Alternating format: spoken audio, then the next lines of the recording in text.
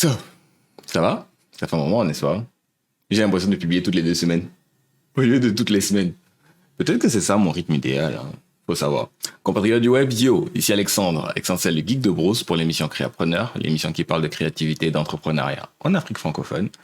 Et on se retrouve pour l'épisode 10 qui parle de travail en agence. Enfin, faut être précis. J'ai appelé ça carrière et autres sources de revenus. Pourquoi?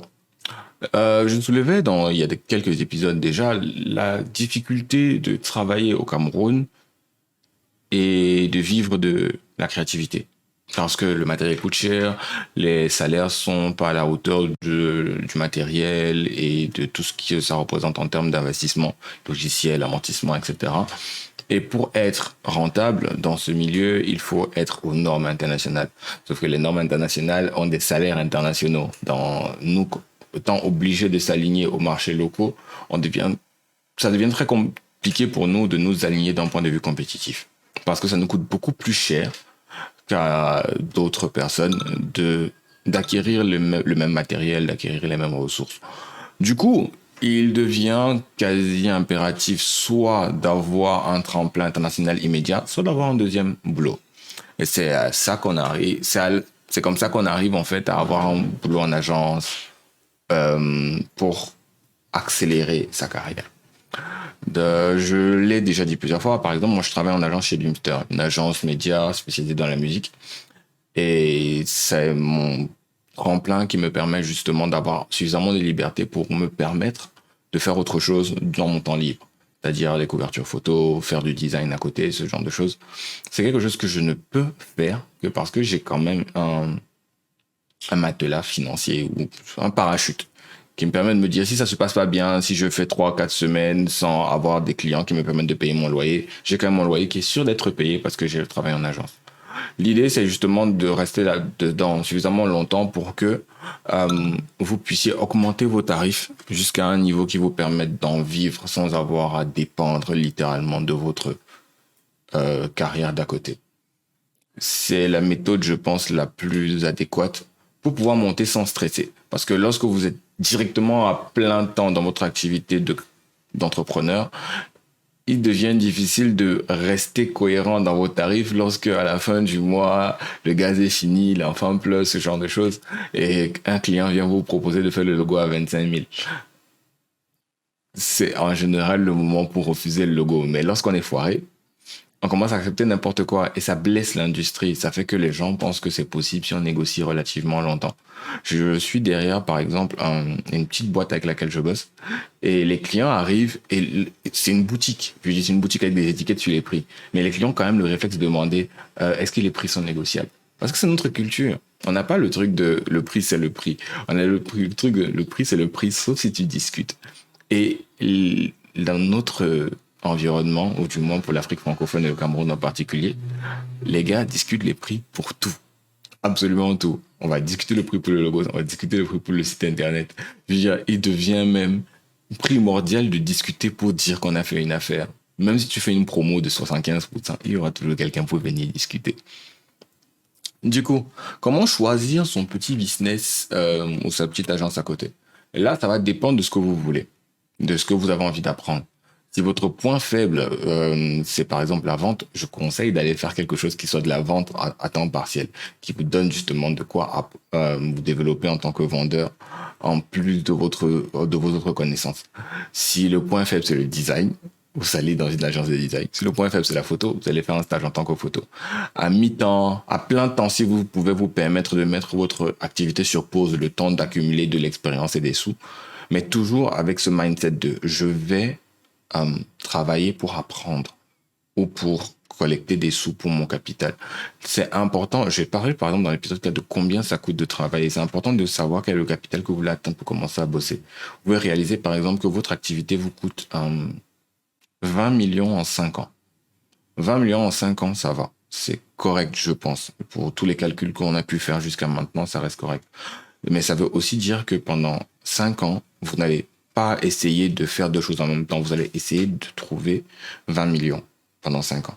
Ça représente sensiblement 4 millions par an. 4 millions par an, c'est un peu près 400 000 par mois. Ça peut être, enfin, un peu moins de 400 000 par mois, ça peut être très chaud. Mais avec les business à côté, enfin, mais pas votre travail d'entrepreneuriat, avec un peu de discipline, vous pouvez avoir, vous pouvez trouver les 5 millions, mais il ne s'agit pas de les faire en 5 ans. Ça peut vous prendre 7, 10 ans pour avoir les 20 millions en question, pour pouvoir travailler pendant 5 ans à votre propre compte. Il ne faut pas être pressé. Si vous savez que votre business vous coûte 20 millions tous les 5 ans, vous allez d'abord aller dans votre coin et travailler ces 20 millions, même si ça vous prend 10 ans, mais vous savez déjà ce que ça fait. Quitte à vous ajuster légèrement parce que les chiffres peuvent changer, le marché peut évoluer, vous pouvve réaliser que votre entrée dans le marché peut maintenant peut-être coûter moins cher ou ça peut coûter un peu plus cher. Et en fonction de ça, continuez à faire la quête de côté. Vous pouvez faire une levée de fonds, montrer aux gens que votre projet est viable pour que les gens vous prêtent de l'argent pour que ça aille plus vite. Vous pouvez faire une collecte familiale, proposer à des partenaires d'investir avec vous. Vous pouvez proposer des services gratuits pour compenser en prenant en compte justement ce que vous risquez de perdre dans le processus. Mais le fait de connaître exactement ce que vous voulez en termes de sous et en termes de compétences vous permet de mieux vous préparer lorsque vous décidez de vous lancer dans le projet de votre vie. J'ai traversé le cas de Peter McKinnon. Je pense que je peux en parler en détail sur cet épisode-ci. Peter McKinnon, comme je l'ai dit, est un photographe que j'admirais beaucoup lorsque j'ai commencé. Ça n'a pas forcément diminué, mais j'avais vraiment l'impression qu'il était juste bon, qu'il était apparu sur YouTube et qu'il avait eu 2 millions d'abonnés en 2 ans parce qu'il était bon. Et juste ça. Il commence les vidéos sur YouTube avec un Canon 1DX. Pour ceux qui ne savent pas, c'est l'un des boîtiers les plus hauts de gamme de la marque Canon. Et c'était surréaliste pour moi. Utiliser un matériel à $6,000 uniquement pour YouTube, ça m'avait l'air overkill. Je me dis, combien de temps ça va me prendre pour avoir 3 millions de francs CFA uniquement pour l'appareil, pour commencer à faire des vidéos sur YouTube qui vont même pas me rapporter autant par an. Ça m'avait l'air fou. Après, lorsque je me suis renseigné sur le personnage, j'ai réalisé qu'en fait, il avait passé 7 ans à accumuler les sous nécessaires pour lancer son business. Il faisait son travail de photographe. Il était photographe en agence. Il avait aussi des petits trucs il avait un job à temps partiel de magicien. À partir de là, m'amuse toujours. Il vendait des photos sur des sites de vente de photos gratuits, comme Shutterstock ou, j'ai oublié le nom de l'autre site, mais des sites de vente de photos. Donc, il accumulait comme ça un petit pactole. Lorsque ça a atteint suffisamment pour lancer son projet sur 3 ans, il a démissionné. Pendant 1 an, il a construit son espace de travail, les fonds, les meubles et tout, tralala et consorts. Il avait quelques matériels qu'il avait déjà pu accumuler parce qu'il avait fait un stage en photo.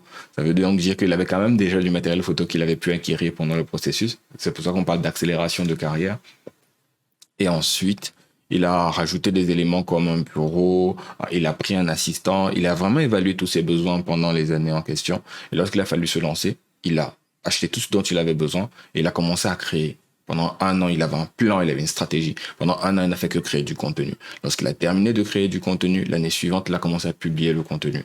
Tout son travail a été maintenant de créer encore un peu de contenu de temps en temps, essayer d'avoir des partenariats, communiquer sur le contenu qu'il a créé, mais tout était planifié depuis l'année précédente. Il n'y avait rien qui soit actuel ou quoi que ce soit. Les vidéos du style 5 techniques pour faire des photos dans la lumière noire, 3 astuces que vous devez savoir. C'est des trucs qui sont quasiment intemporels. Ces vidéos les plus vues de sa chaîne sont justement ce type de vidéos. Des vidéos qui l'ont rendu populaire, qui ont donc fait que il avait une excellente qualité de vidéo parce qu'il avait tourné avec un matériel haut de gamme pendant 1 an. Lorsqu'il arrive sur YouTube, tout le monde tombe sur ça. C'est du contenu de qualité. C'est au-delà de tout ce que les gens font de manière générale. Mais les gens ne voient pas qu'il s'est préparé pendant 7 ans. Du coup, ça a l'air d'être facile. Tout le monde vient regarder. Tout le monde est inspiré par rapport à sa manière de faire. Il a créé plein de gimmicks. Et pendant l'année qui a suivi, il a créé il a eu plein de partenariats. Et aujourd'hui, il est ambassadeur Canon. Et c'est quelque chose qu'on sous-estime lorsqu'on se dit que on va juste commencer à créer et ensuite les choses vont s'améliorer au fur et à mesure. On a quelque chose à dire. Je pense qu'il est important lorsqu'on est un créateur de contenu de savoir pourquoi on fait les choses. Il faut vraiment être intentionnel dans notre démarche créative. Est-ce qu'on le fait parce qu'on a envie d'être riche, célèbre? Est-ce qu'on le fait parce qu'on veut un futur différent pour la génération future? Est-ce qu'on le fait parce qu'on a envie de raconter une histoire, parce qu'on a envie de sensibiliser les choses? c'est ça qui permet de savoir si on devrait se permettre de faire les choses qu'on veut faire. Euh, pour donner un indicatif, je suis passionné, mais je suis souvent très bloqué par mes limites matérielles. Même si j'ai tout ce dont j'ai besoin, je me dis toujours que ce n'est jamais assez. C'est quelque chose qui me bloque et qui m'empêche de créer.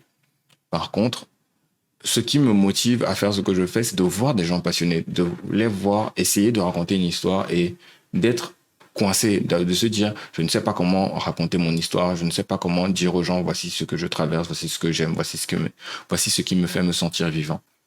C'est pour ça que je me suis lentement spécialisé dans les featuring de concert.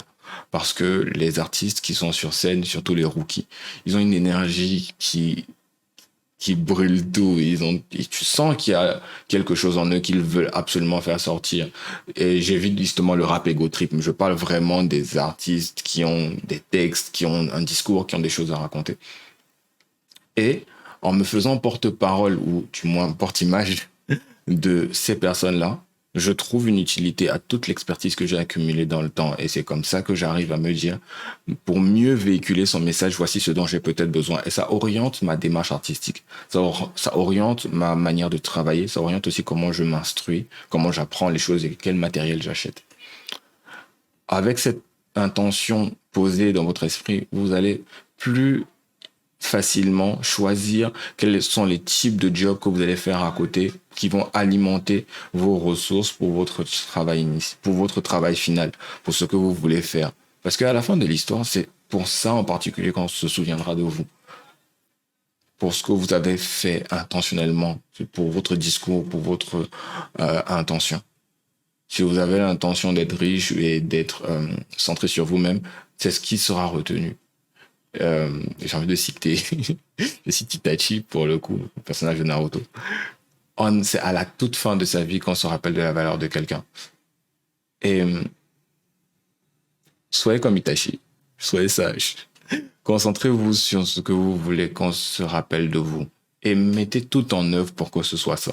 Ne vous perdez pas dans un objectif qui ne vous sied pas parce que les choses ne se passent pas comme prévu. Les choses ne se passent jamais comme prévu. Mais lorsque vous savez exactement où vous allez, rien que parce que vous mettez toute votre énergie dans ce chemin-là, vous attirez vers vous des personnes qui seront inspirées par vous et qui ont envie de le faire et qui parfois ont l'impression que ce n'est pas possible juste à ce qu'elles vous voient faire. Et donc, même si vous ne le faites pas, même si en le faisant pour vous, vous avez l'impression de ne pas réussir les choses, n'arrêtez pas pour autant. Et si vous avez un doute, faites un sondage. Demandez aux gens, est-ce que le dernier truc que j'ai fait pour toi, le dernier truc que j'ai fait, est-ce que ça a eu un impact? Est-ce que ça avait de l'importance? Est-ce que ça t'a aidé? Même si c'est une seule personne, c'est suffisant parce que c'est une existence qui change grâce à vous. Et vos efforts, votre intention, votre passion